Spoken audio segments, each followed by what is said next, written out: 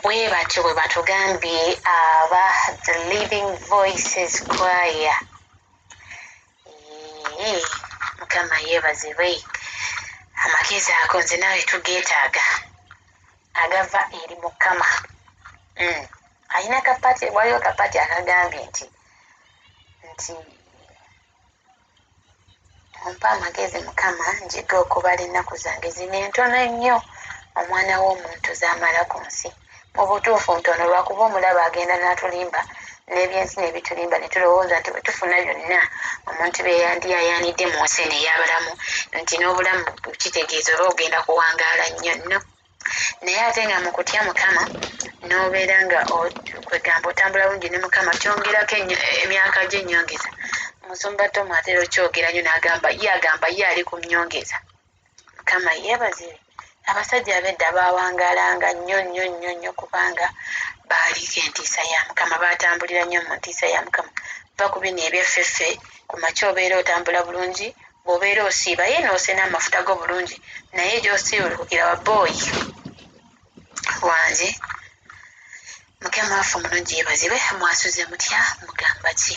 Ono mugole wa Yesu Win Marjorie, nze njogerako gy'oli enkya ya leero. Eggulo waliyo eyaŋŋambye nti eddoboozi lyeyongeddeko kkoe, naye kati ngenda kufuba nnyo omwoyo wa Mukama anyamba alisitule. Naye bannange nze mbeera mpulira nga njogera nnyo, naye ekisa kya Mukama kimmale. Mpozi nga nkubagizaako buli omu yenna afiiriddwa n'abalwadde, nsaba omukono gwa Mukama gubasisinkane guleme okuyimpa wala gye muli. Ogwo gukyabawanidde nga muli balamu gubakole ki? Gubawonye n'okubawonya. Manyi buli omu oyina w'oyita, naye ekisa kye kimala. Hallelujah. It's God alone who gives wisdom. Mukama yeebazibwe. Kyesiimu yaffe onkya ya leero. Katonda yekka y'agaba amagezi. There is a difference between wisdom, knowledge and understanding. Mukama yeebazibwe. Waliwo amagezi ag'ensi ne Bayibuli geeyogerako nti ago amagezi ga mu nsi ga buzaalirana ga Setaani. Ne wabeerawo amagezi ag'obwakatonda. Ago nze naawe ge twetaaga. Bw'oba olina amagezi agava eri Katonda ne bw'oba tolina diguri yadde ka certificate, ne bw'oba nga bannange oba ŋŋambe nki qualifications ensi zegeetaaga nga toyinaako n'emu, naye ng'olina amagezi agava eri Mukama, buli wamu otuukawo. Mukama waffe omulungi yeebazibwe. Buli wamu otuukawo kubanga ekisa kya Mukama kiba kikusemba, kiba kikuseguliza buli wamu. Ensonga lwaki osanga olwaleero ng'omukyala eyasoma omugigi yafumbirwa looya, yasoma mugigi ne piwano teyagiraba.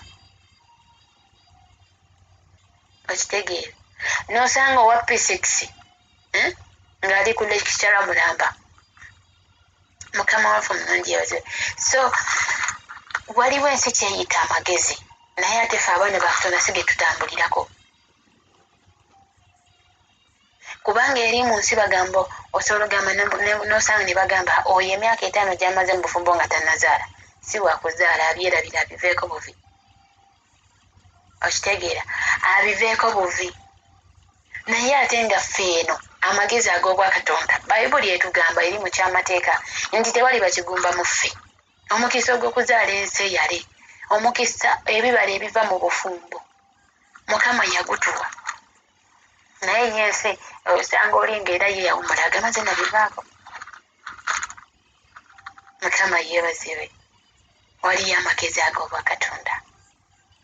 Waliwo amagezi ge tufuna ku ssomero, baago ge bayita batya? Knowledge. Ge bayita knowledge ago ag'oku ssomero.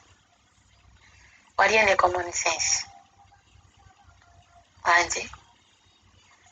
Naye nze nina ekintu kyenzudde nti ne bw'obanga bannange kankyogere bwe nti njagala otuule osirikire olowooze ku baana be wasomako nabo. naddala abo abaali abageze nnyo olabe gye bali olwaleero. Abamu era abasinga bw'osanga abamu baayayuuka baafuuka bamalaaya baavaamu ebintu ebitategeerekeka. Kino nkyogera naye naawe owulira oyinako gwotunuulya n'ogamba kale oyo yali atukulembera mu kilaasi, kale oyo yali atukola bw'ati, nga gweoba yali asemba oba oyinza okuba wali tosemba naye nga si gwe akola obulungi ennyo, naye olwokubanga nga weekwasa Mukama ayinako waakutuusizza. Mukama yeebazibwe. Singa bwe kyali nti abo abakulembera mu kilaasi kwe kubeera successful okuba nga ago amagezi ag'omu kibiina ago ge gakuwanguza mu nsi, singa abantu bangi bawangudde, naye olwaleero osanga omwana yali afuna zi distinctions zokka ng'atafunyemu yadde ka pass yadde ka credit, bannaye ng'omutunuya ne wennyamira. Mukama yeebazibwe. Lwaki ago amagezi ag'omugezi sigamba nti no tolina kubeera nago era omuyizi asoma ogeetaaga. Mukama waffe omulungi yeebaze ageetaaga, naye nga olina kwekwata mwoyo wa Mukama oyo agaba amagezi n'omuyita omwoyo wa Mukama ajjukiza, kubanga waliwo oli n'asoma n'abitegeera n'amala ne wayita eddakiika n'abyerabira. Olina okusaba omwoyo wa Mukama akujjukize, olina okusaba omwoyo wa Mukama oba osomwa obikwate okitegeera. Leero nno tuli mu James chapter 1 verses 5 to 12. Ntambudde naye aluzungu bannange nga njogedde nnyo Mukama Katonda wa Isirayiri. Agambye bw'ati, if any of you lacks wisdom, let him ask of God, who gives to all liberally and without reproach,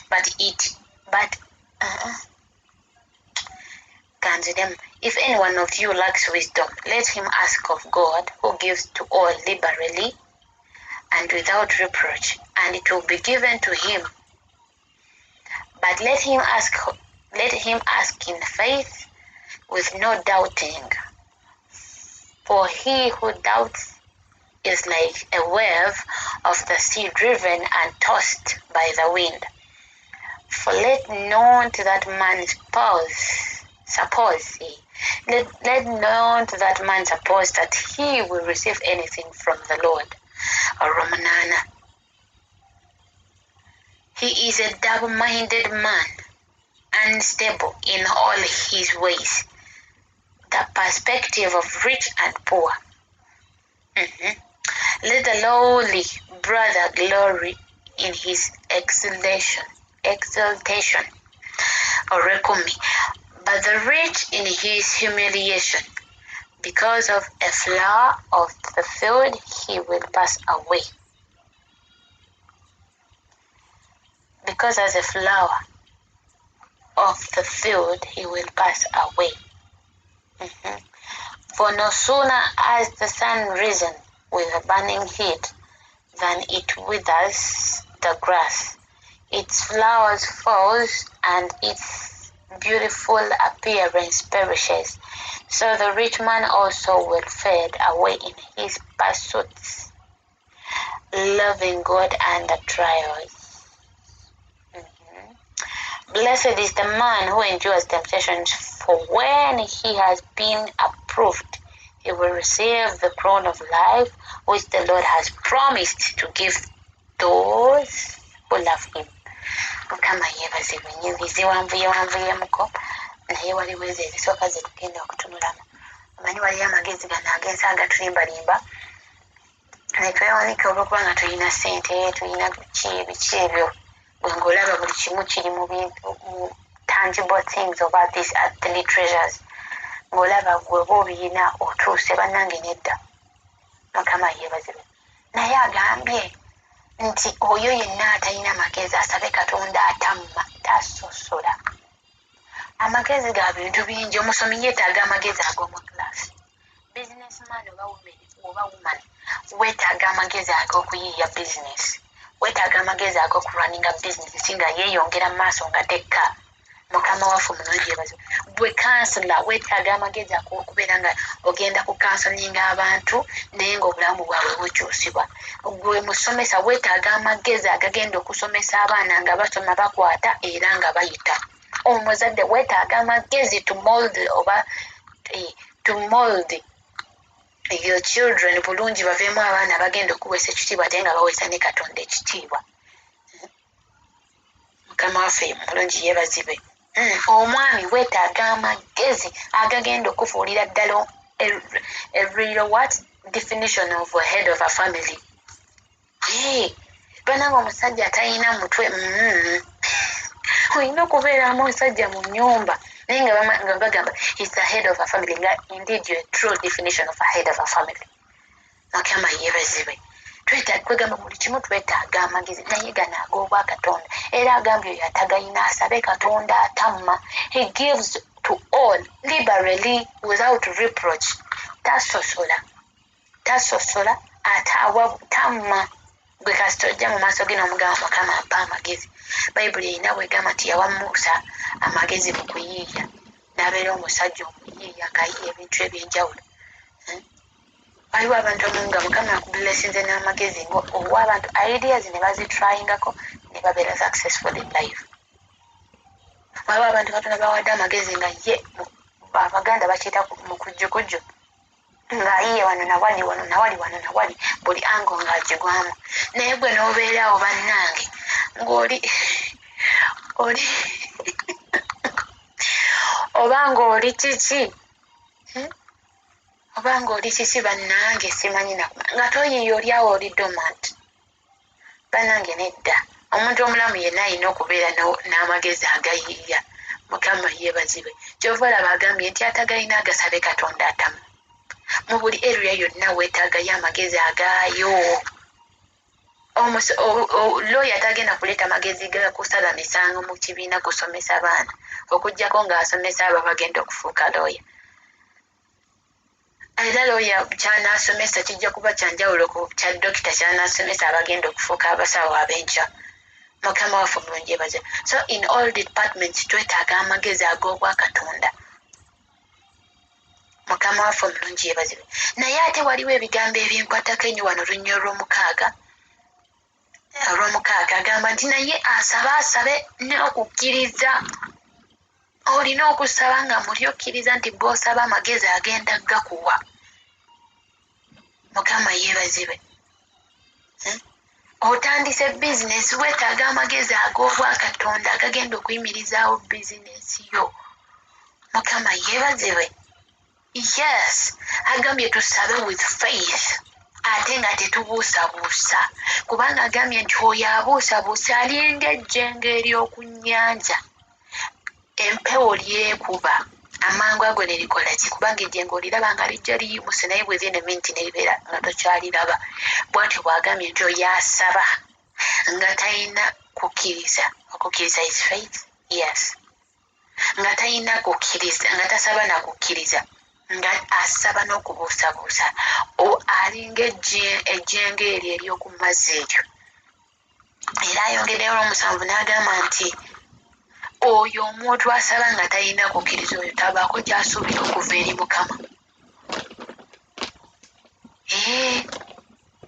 osaba obuzigwa ate munnange omala okugamba katuma osabe mukama njagala omwami ate omala ogambe akati nze oba nze atunula bwe nti ani anaantwala esaala ogizimbye ate n'ogizimbulula kati olwo gw'osabye asigale naki ky'osembyeyo okulangirira oba ky'osoose okusaba gwe kennyini esaala ogizimbuludde kati akole atya ye atandikirewa era aba alina kumala bivaako aba alina kubivaako buvi era agambye nti tavaako kyasuubira okuva eri mukama njagala okimanye buli w'osaba si wisdom yokka from God si kusaba amagezi gokka okuva eri mukama nti olina okusaba n'okukkiriza naye buli ky'osaba olina okusaba ng'olina okukkiriza olina okugenda into prayer with assurance nti ngenze kusaba naye kyengenda okusaba ngenda kiweebwa kubanga agamba wa Matayo agamba is it Matthew waagamba nti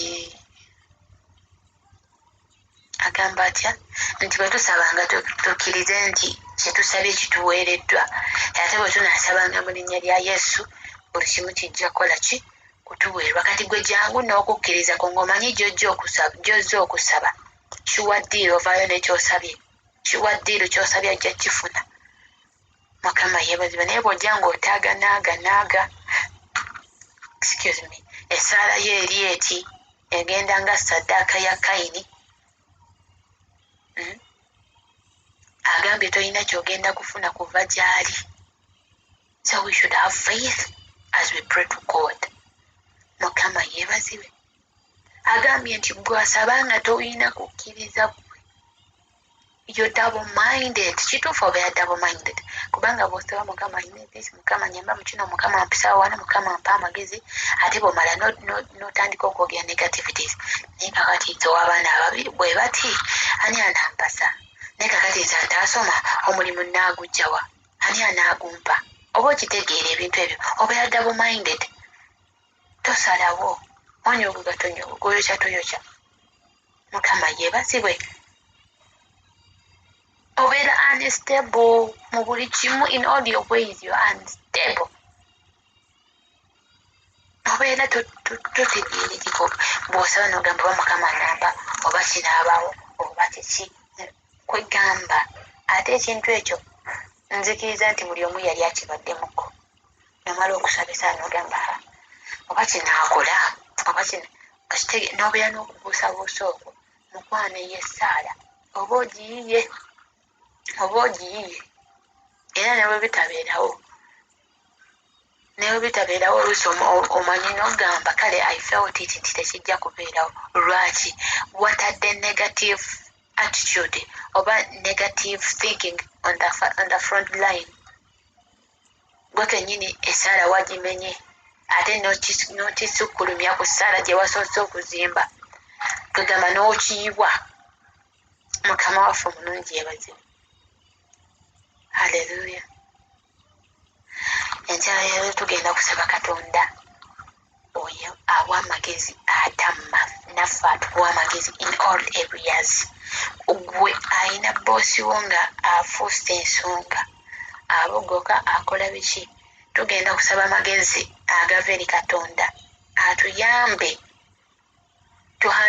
how to handle bakama baffe banene abatufuukidde bereje bw'aba mwami tugenda kusaba amagezi agasobola okumuhandolenga obulungi omwami oyo oba omukyalo oyo manyi gwe buli omu bw'oli weetaaga amagezi ag'obwa katonda awo wooli mu ofiisi yo ku mulimu gwo mu katale bwonna wookolera mu nnimiro zo yonna weetaagayo amagezi g'obwa katonda mukama yeebazibwe agensi galeme okutulimba era olaba oli bw'azimba akolera ku magezi ge nga ye era akoledde ku magezi ge nga ye ebintu byebimu tebinywerera ebirala bibeerawo ne biggwawo mangu kyekimu n'obutanywerera ebirala bigaana lwaki katonda akamulese nawabbali naye tugenda kusaba amagezi agava eri katonda buli kimu nga tukitandika buli kimu buli kyetukola ate era tumufuule priority